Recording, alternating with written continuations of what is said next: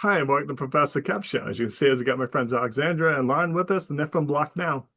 Good morning. Welcome to the show. Hello. Hi, Hello, how good are you? Just living the dream. Thanks for taking the time for me. Thank So I you. came across your idea, Difference Maker, and I was fascinated by it because you found a legitimate problem and you're coming up with a solution for it. That's exactly what we're trying to do through the Difference Maker program, through the class. And it's nice when as you're going to tell me it started off as a class project, and then you went, this actually makes sense. We should actually pursue this. And that's where the magic comes through the class. So start at the beginning. Tell me about your idea, why you started it, what need did you see? Yeah. So again, it was through a class project where we just kind of had to make up our own product or business and like kind of market it towards our class as if there was like kind of a Shark Tank type of presentation. um, and like everybody had to vote on whether they had invested in it or not. So looking through different areas of like different industries, I was trying to see what could be marketable, what couldn't. Like originally, I was thinking of maybe like a door shield for like because gun violence is very relevant in the country. So I was like, oh, maybe there's a solution for that. I was like, no, like probably not. I'm a waitress, so I am constantly in like the food industry. I serve a lot of drinks, and that's something that kind of clicked in me at that moment. I was like, oh wait, why don't I work with something towards that? Um, Unfortunately, the main inspiration for BLOQ has come from personal experiences in life. I've known a lot of people really close to me that have experienced drink spiking, that it has happened to them, and the consequences has been dire because of their like it took a toll on them mentally, emotionally. And like as a little girl, like I was warned by my mom because I like going out drinking with my friends. I like go clubbing. My mom, since a young age and growing up, would always tell me the moment you lose sight of your drink, that is no longer your drink. Good Because, advice. statistics show that it takes less than 3 seconds to spike a drink, especially nowadays. It could be powder, injections. There's so many new methods, unfortunately, uh, to get something spiked. So that is kind of where BLOQ was born. When I talked to my team about it, like they all loved the idea. Lauren as well had some personal experiences through like drink spiking and stuff. So we decided, let's make this the idea. After the presentation, we realized that there was so much more potential to just it being a presentation. So we decided to take it to Difference Maker.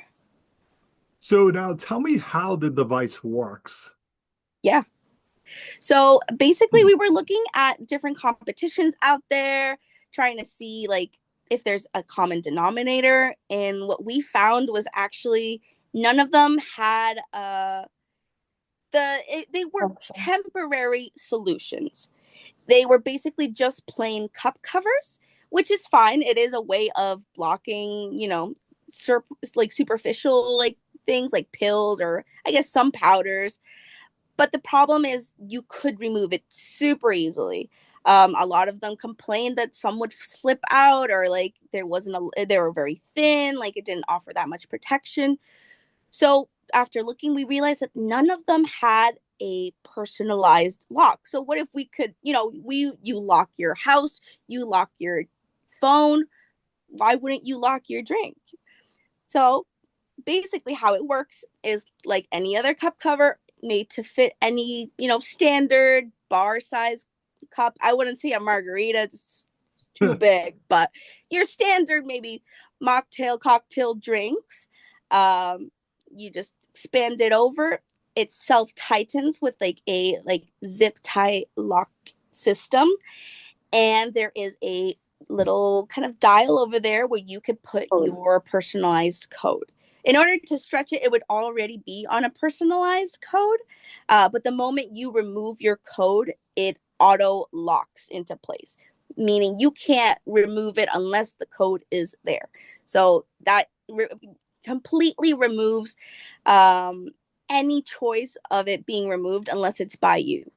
So if anybody else try to lift it, unless they break the glass, they would not be able to get in there. There's also a straw system where it has in place something where you can't remove the straw either. So you can't lift it up. The only way to remove the straw is by pulling it down. But that would require you, again, to use the code. That was my next question. How do I drink out of it? So it makes sense. All right. So what's been the feedback on this? Obviously, I don't see really any flaws. People must be really in favor of it. Yeah.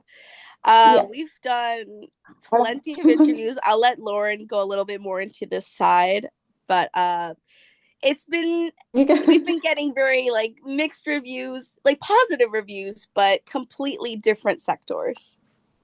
Lauren, you can kick All this right, one. Lauren. Yeah, actually, I spoke to like victims and like advocates of drink spiking here in Boston. So they said that it's a good product, like it will like uh, boom in the market. But the thing is, they're looking for like something that, so in the bar, there's like different kinds of drinks. So they wanted like, so for example, the beer, you cannot use straw, right?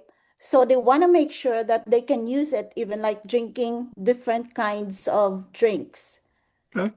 So yeah, so that's why they want like one advocate said that actually she's working for that company that we mentioned earlier.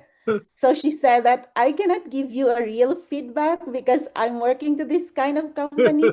So it's hard for me to give this kind of feedback.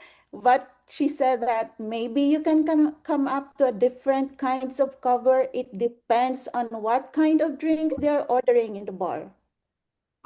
I still like it. I even like it as the bar owner.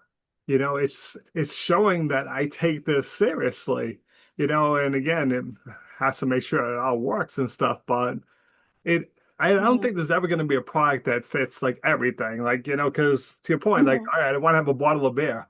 Now what? I mean, but again, if we're finding a solution to some of this, seems better than not having a solution. All right, Yeah. so crystal ball time. Looking 3 years out, I have you back on the show. What have you told me? What's the goal? I personally, I would love to see this into something that could be available either for consumer purchases or even partnering up with bars and clubs in the future, and they be the ones that provide it for like the consumer. Which is a lot of the feedback we've gotten that was like kind of tossing us around, like who do we market for? Because there is a market, but do we stick strictly to the consumers or do we stick strictly to the bars? Because there's pros and cons to all of it. Sure. Like, of course, you want to have a good time. You don't want to have to remember to bring something. Or, oh, what if you left it in the car? Oh, what if you left it at home?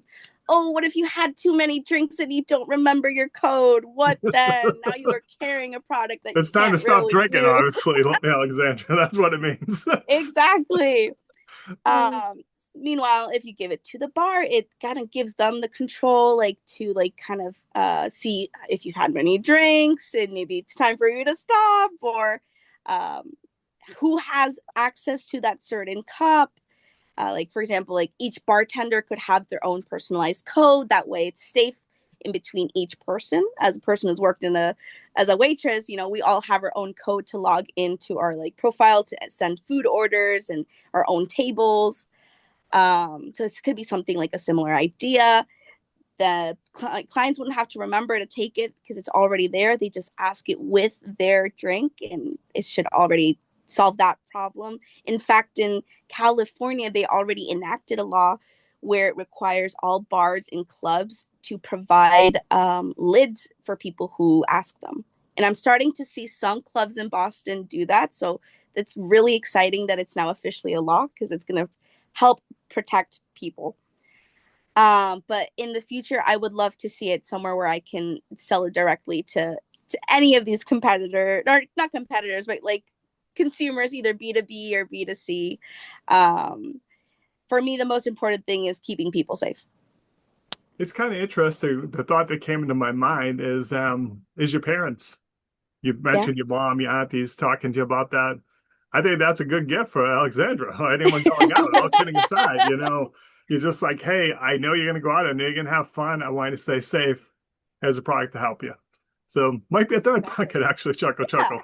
You know. And also So take in mind, you don't have to drink like an alcoholic beverage to, get that to get yeah, spiked. You could but, be the yeah, designated driver and it could still happen to you. good point and stuff. So what's the best way for the people to reach out to you? How can they learn more about the idea? Absolutely. We got multiple social medias. Our most prevalent one is block.safely on Instagram and You BLOQ have LinkedIn? NOW on LinkedIn. Awesome. I appreciate you both taking a few minutes to call the show. Yeah, And as always, thanks for being absolutely. my friend. Thank Thank you, you. Professor.